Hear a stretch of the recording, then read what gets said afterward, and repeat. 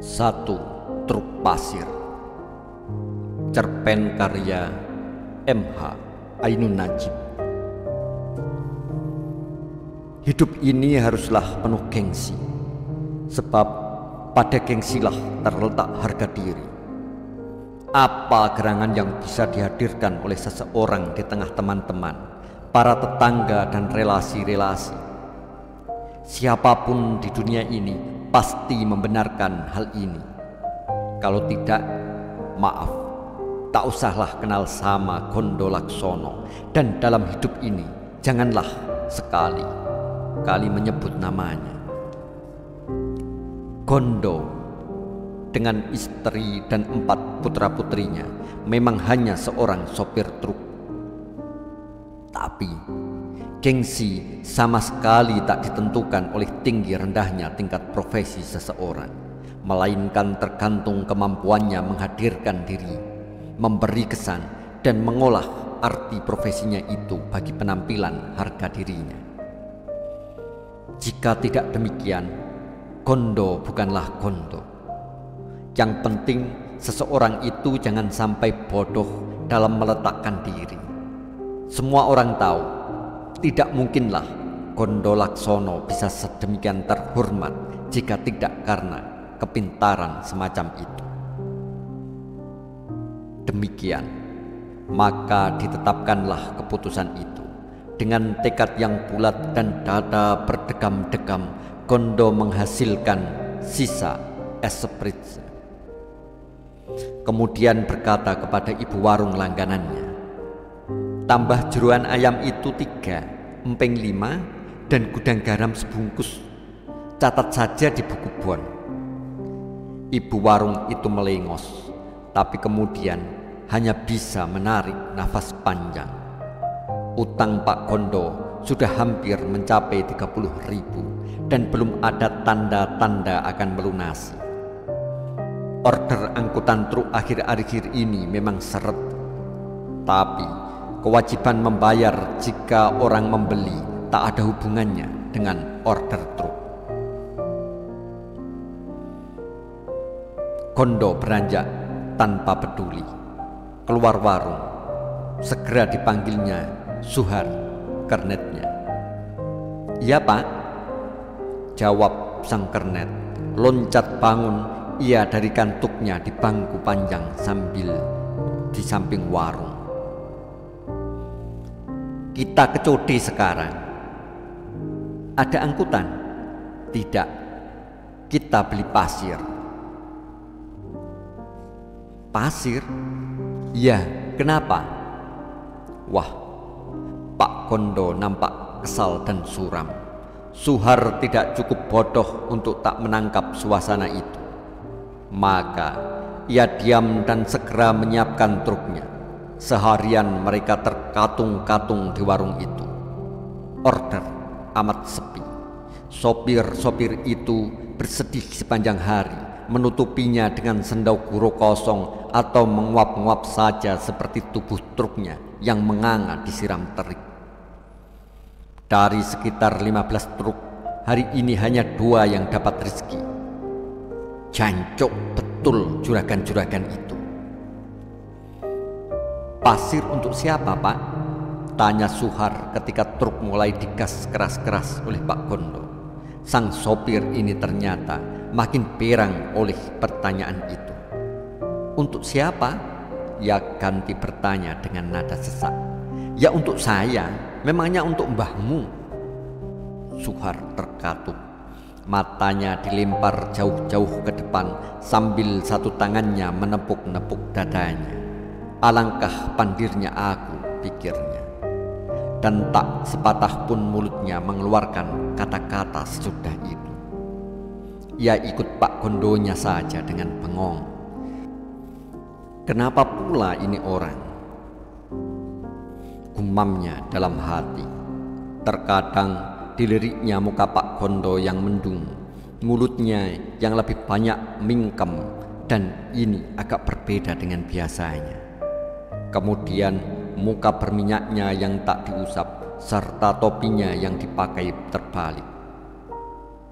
Sang kernet ini patuh-patuh saja pada suasana. Truk berhenti di pinggir Kali Codi, tempat orang ambil pasir dan menjualnya. Setelah berhenti, Pak Gondo menekan gas dengan kasar sebelum mematikan mesinnya. Lantas mematikan mesinnya. Lantas buka pintu itu keras-keras. Suhar sebenarnya ingin tertawa, tetapi karena tak ada teman untuk itu, maka ia putuskan nanti saja di rumah. Ia tertawa sepuas-puasnya. 1 truk penuh. Untuk apa gerangan Pak Gondo membeli pasir sebanyak itu? Rumahnya memang kecil, kira-kira 3 kali 5 meter, terbuat dari kayu sederhana, terhimpit di antara rumah-rumah pepat di pinggir jalan agak ke pinggiran kota. Tapi sepengetahuan Suhar, keadaan ekonomi Pak Gondo ini agak kurang cocok dan kurang masuk akal untuk dihubungkan dengan rencana pembangunan rumah. Tapi ya, pikir Suhar, siapa tahu Pak Gondo memang menang lotre. Dia kan orang baik, suka menolong, suka traktir, suka ngasih uang sama kawan. Kalau ada kerusakan mesin pada truk rekan-rekan sopir lain, tak ada lain, Pak Gondo lah yang turun tangan memperbaiki tanpa diminta. Ia ahli dan istimewanya tak mau diberi upah untuk itu. Ingat saja dulu waktu dia jadi supir bemo, hampir tiap hari di depan rumahnya nongkrong 3 atau 4 bemo yang rusak dan diperbaiki olehnya tanpa memungut bayaran. Sesungguhnya tidaklah bisa dibayangkan bahwa masih ada orang-orang yang lebih daripada Pak Gondo di kota ini. Jadi kalau Tuhan menjatuhkan kemenangan lotre kepadanya, sangat masuk akal. Itu imbalan yang sepantas-pantasnya.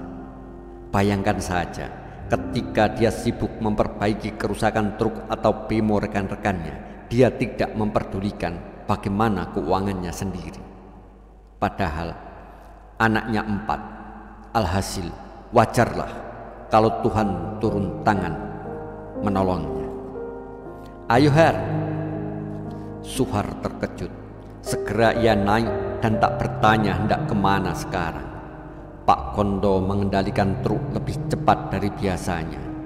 Terasa sekali ia ingin cepat-cepat sampai ke tujuan. Ternyata memang ke rumahnya. Dengan gagah ia membelokkan truknya ke halaman rumahnya.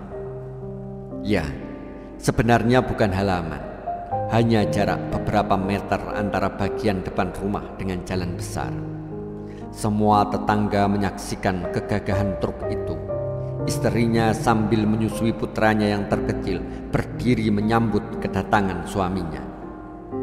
Pak Kodrat, tetangga sebelah yang kebetulan ada di depan rumahnya, juga berdiri menyongsong Pak Gondo. Pasir? Pak Kodrat bertanya. Ya, jawab Pak Gondo sambil dengan gagah turun dari truknya. Mau dibawa kemana? Kemana? Ini telah sampai di tujuannya. Ada rencana baru rupanya. Pak Gondo tersenyum. Saya ingin ganti tembok kayu ini dengan tembok bata, katanya. Pak Kodrat tersenyum-senyum, tapi istri Pak Gondo tampak heran oleh jawaban suaminya terhadap Pak Kodrat. Tapi di depan tetangga tentu saja tak baik ia bertanya sesuatu. Sementara Suhar menurunkan pasir itu dari truk, Pak Gondo masuk rumah. Istrinya mengambilkan minuman. Pak Gondo menghempaskan tubuhnya di kursi. Nafasnya tersengal-sengal. Istrinya muncul lagi dan meletakkan gelas minuman di atas meja dengan agak kurang hati-hati. Mau bangun dengkul ya? Ia bersungut-sungut dan kemudian duduk. Sekarang jelas bahwa ia menahan sesuatu. Nyonya Gondo Laksono itu berabak wajahnya, kemudian air matanya tak bisa dibendung lagi.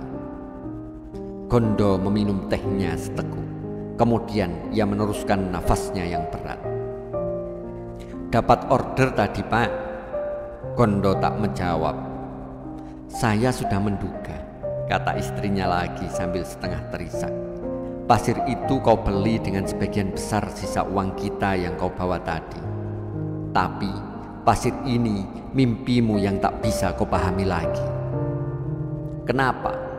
Aku mau bangun rumah kita, dan kalau kau tak perbolehkan uang itu saya pakai beli pasir, saya akan ganti.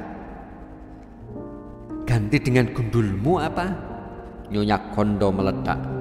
Kau hanya sibuk bikin rencana dan sibuk berlagak pada tetangga. Aku tahu betul kau pulang bawa pasir hanya untuk memberi kesan kepada tetangga, seolah-olah kita ini makmur dan akan kaya. Justru ketika kau pulang kerja tanpa membawa hasil, aku sudah tak kuat lagi dengan mimpi-mimpi itu. Kita makin jatuh terperosok. Dari miskin kita makin jatuh miskin, dan makin jatuh miskin makin besar nafsumu untuk menunjukkan kepada tetangga seolah-olah kita ini berkecukupan. Sudah kubilang, apa gunanya semua itu? Kau jual mesin jahit dan perabot-perabot rumah kita hanya untuk beli TV, agar kita tak kalah dengan Pak Leman. Padahal kita memang kalah. Dia pegawai negeri, anak-anaknya banyak yang sudah jadi dan sudah kerja. Sedang kita ini apa?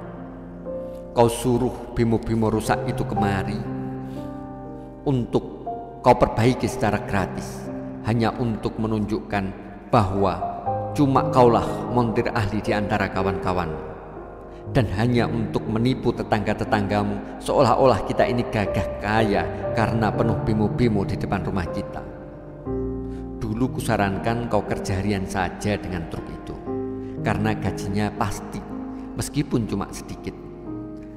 Tapi kau pilih borongan yang belum tentu dapat order, sementara setorannya banyak, sekedar untuk supaya di depan rumahmu ini ada nongkrong truk yang gagah setiap hari. Kau sudah kecelakaan 2 kali. Truk rusak, kau yang harus membiayai perbaikannya karena kau bukan pekerja harian. Lantas TV kau jual lagi untuk itu. Barang-barang makin habis, tapi kau tetap juga bandel. Dan sekarang kau makin mimpi lagi dengan pasirmu itu. Tahun dal nanti kau baru bisa membangun rumah. Nanti malam hujan akan turun dan pasirmu itu sedikit-sedikit akan merata dengan tanah. Kemudian tetangga-tetangga akan tertawa melihatnya. Tapi kau tetap pasang aksi di depan mereka. Aku tak kuat lagi. Anak-anakmu ini, lihat anak-anakmu ini. Mereka butuh nasi dan masa depan, tak butuh pasir dan mimpi. Nyonya Kondo berlari ke kamar, menghempaskan diri di atas dipan sambil memeluk anaknya yang kemudian menangis. Kondo Laksono tersengal-sengal di kursi.